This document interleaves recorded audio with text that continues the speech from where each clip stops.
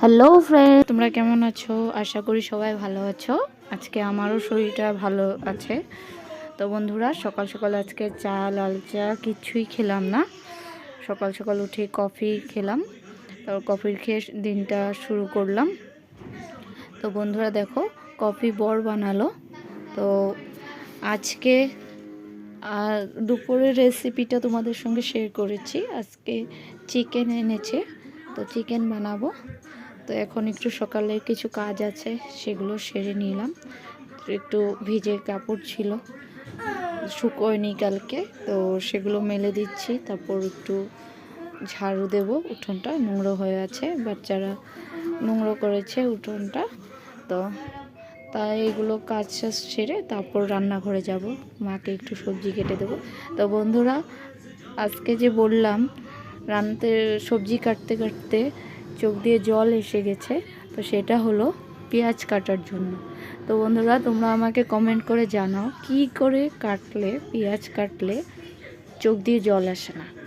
পেঁয়াজ আমি যখনই কাটতে যাই, অনেকটা বছর হলো রান্নাবান্না করছি, কিন্তু পেঁয়াজ কাটলে চোখ দিয়ে জল আসবেই।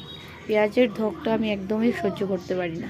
তো বন্ধুরা, তোমরা কমেন্ট করে আমাকে জানিও কি করলে পেঁয়াজ কাটলে চোখ দিয়ে জল আসে না আর সুন্দর করে পেঁয়াজগুলো কাটা যায়। কেননা পেঁয়াজ ছাড়া তো কোনো রান্নাই সম্ভব বলে মনে হয় না।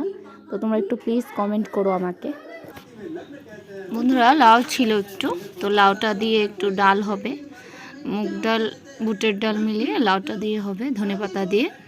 তো লাউগুলো কেটে দিলাম, আর তারপর বেগুন ভাজাও কেটে দেবো একটু।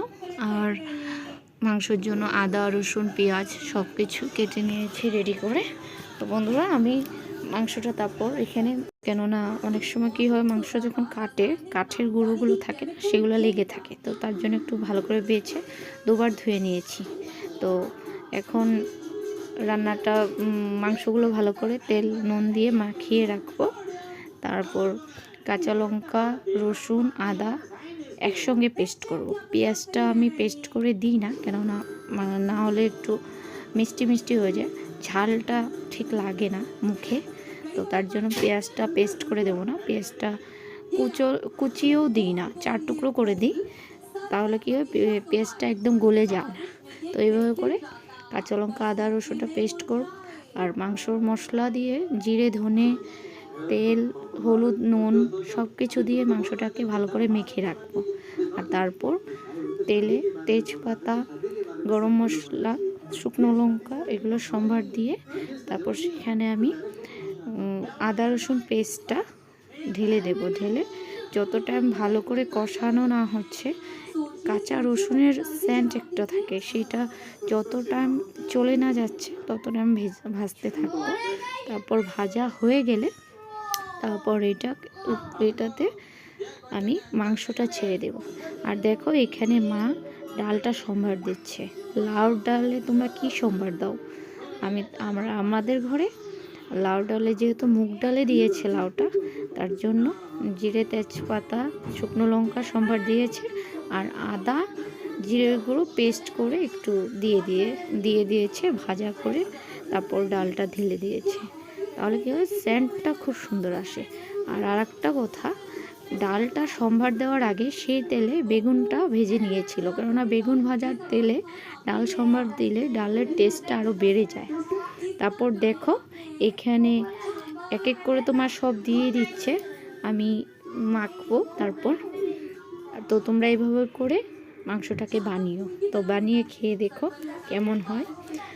সবটা মশলাটাও একসঙ্গে মেখে দেওয়া যায়, কিন্তু কি হয়, আমার হাতটা খুব জ্বালা করে, তার জন্য আর এখানে মশলাটা দিইনি, সেটা আমি তেলে দিয়ে দিয়েছি। কাঁচা রসুনের গন্ধটাও চলে যায়, আর রান্নাটা একটু অন্যরকম হয়। তো সেই জন্য এভাবে করে বানালাম।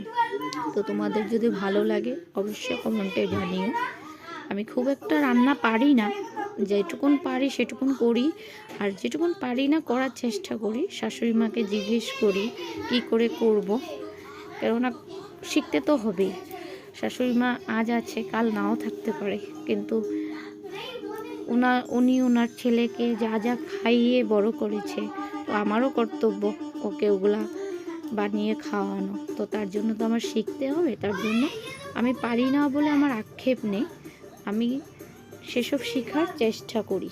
তো তোমরাও সবাই শেখার চেষ্টা করো, কাজ পারাটা খুবই দরকার। তো বন্ধুরা এভাবে করে মাংসটা বানিয়ে নিলাম। তোমরা পুরো ভিডিওটা দেখো, কেউ অর্ধেক দেখে ছেড়ে দিও না আমার ভিডিওটা। আর বন্ধুরা যদি তোমাদের আমার ভিডিওটাকে ভালো লাগে, তোমাদেরকে আবারও বলছি আমি যে আমার ভিডিওটা তোমাদের রিলেটিভস পরিচিত সবার সঙ্গে শেয়ার করো, সবাইকে আমার চ্যানেলটাকে সাবস্ক্রাইব করতে বলো, আর আমার ভিডিওটার বিষয়ে বলো। তো আমিও নিউ এটা স্টার্ট করেছি, কেননা আমার অতটা আইডিয়া নেই কী করে ভিডিও করতে হয়, কী করে এডিটিং করতে হয়, সব একাই করি, যেটুকুন পারি একাই করি। তো সেটুকুন আমি কেমন করছি সেটা একটু কমেন্ট করে জানালে ভালো হয়, তাহলে কি হয় নেক্সট টাইম করার উৎসাহটা আর একটু বেড়ে যায়। তো এইভাবে করে মাংসটা বানাচ্ছি, তোমরা দেখতে থাকো। তো আমি দেখো তোমরা, আর কথা বাড়িয়ে লাভ নেই।